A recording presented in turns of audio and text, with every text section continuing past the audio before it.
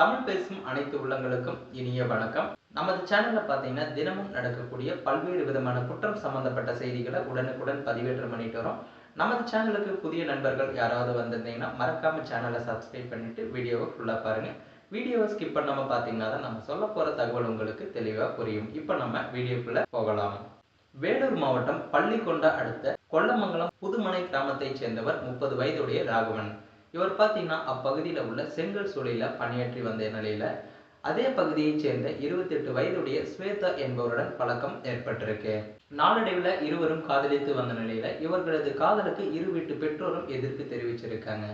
எனவே இருவரும் பார்த்தீங்கன்னா குடும்பத்தை எதிர்த்து கடந்த 2022ஆம் ஆண்டு திருமணம் செய்து வசித்து வந்திருக்காங்க. ஸ்வேதா பார்த்தீங்கன்னா கேவி குப்பம் அடுத்துள்ள PK புரம் பகுதியில் உள்ள தனியார் மருத்துவமனையில செவிலியரா பணியாற்றி வராங்க. இந்த நிலையில பாத்தீங்கன்னா தினமும் இரவு வேலை முடித்து வீட்டிற்கு வரும் கவிதாவை ராகவன் பேருந்து நிலையத்தில் இருந்து வீட்டிற்கு இருசக்கர வாகனத்தில் அழைத்து செல்வதை வழக்கமாக வச்சிருந்திருக்காரு. வழக்கம் போல கடந்த பிப்ரவரி 8ஆம் தேதி அன்று மனைவியை அழைக்க வந்த ராகவன் நள்ளிரவு பசுமாத்தூர் ரயில்வே மேம்பாலத்தில் தலை நசுங்கியபடி வெட்டு காயத்துடன் கொடூரமான முறையில கொலை செய்யப்பட்டு கிடந்திருக்காரு.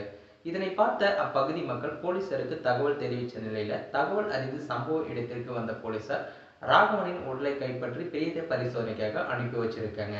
மேலும் இது குறித்து வழக்கு பதிவு செய்து SP சிவராமன் மற்றும் கேவி குப்பம் போலீசார் விசாரணை நடத்தி வந்த நிலையில DSP சுரேஷ் தலைமையில தனிப்படை அமைத்து குற்றவாளிகளை விரைந்து பிடிக்க SP உத்தரவிட்டிருக்காங்க.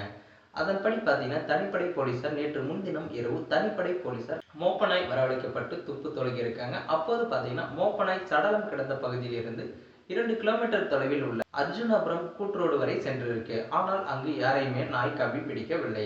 இதைத் தொடர்ந்து கைரேகை நிபுணர்கள் வரவழைக்கப்பட்டு தடயங்கள் சேகரிக்கப்பட்டிருக்காங்க. இதையடுத்து போலீசாரும் அப்பகுதியில் உள்ள CCTV கேமராக்கள் பதிவான காட்சிகளை கைப்பற்றி அதன் அடிப்படையில் விசாரணையை தீவிரப்படுத்தியிருக்காங்க. ஏற்கனவே 3 பேரை சந்தேகத்தின் பேரில் பிடித்து விசாரித்து வந்த நிலையில கொலையான ராகவனின் சகோதரர் சுரேஷ் அவரது மாமனார் மீது சந்தேகம் உள்ளது என கூறிய அடிப்படையில் கொலையான ராகவனின் மனைவி ஸ்வேதா அவரது தந்தை அமுல்ராஜ் ஆகியோருக்கு சம்மன் அனுப்பி விசாரணை மேற்கொண்டதுல பல திடுக்கிடும் தகவல்கள் அங்கதான் வெளியாகி இருக்கு. அதாவது பாத்தீங்கன்னா வேலை இல்லாத ராகவன் மது பழக்கத்திற்கு அடிமையாக அவ்வப்போது குடித்துவிட்டு வீட்டிற்கு வந்து ஸ்வேதாவை அடித்து வந்திருக்காரு. மேலும் பல பெண்களுடன் திருமணத்திற்கு மீறிய தொடர்பில் இருந்து வந்திருக்கு இவருக்கு. எனவே இது தொடர்பாக அமுல்ராஜ் பலமுறை ராகவனை அழைத்து பேசிய நிலையிலும் ராகவன் திருந்தாம இருந்திருக்காரு.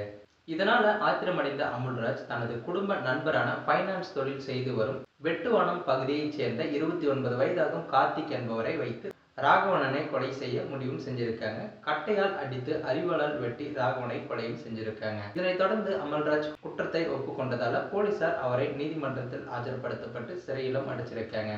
தொடர்ந்து இந்த கொலையில மேலும் தொடர்புடையவர்கள் ஏதேனும் உள்ளார்களா என்பது குறித்து போலீசார் தீவிர விசாரணையும் நடத்தி வராங்க. இந்த தகவலை பத்தி நீங்க என்ன நினைக்கிறீங்கன்றத மறக்காம கமெண்ட்ல சொல்லுங்க. மேலும் இது போன்ற வீடியோக்களை உடனுக்குடன் காண நமது சேனலை சப்ஸ்கிரைப் பண்ணுங்க. மீண்டும் உங்களை இன்னொரு வீடியோவில் சந்திக்கும் வரை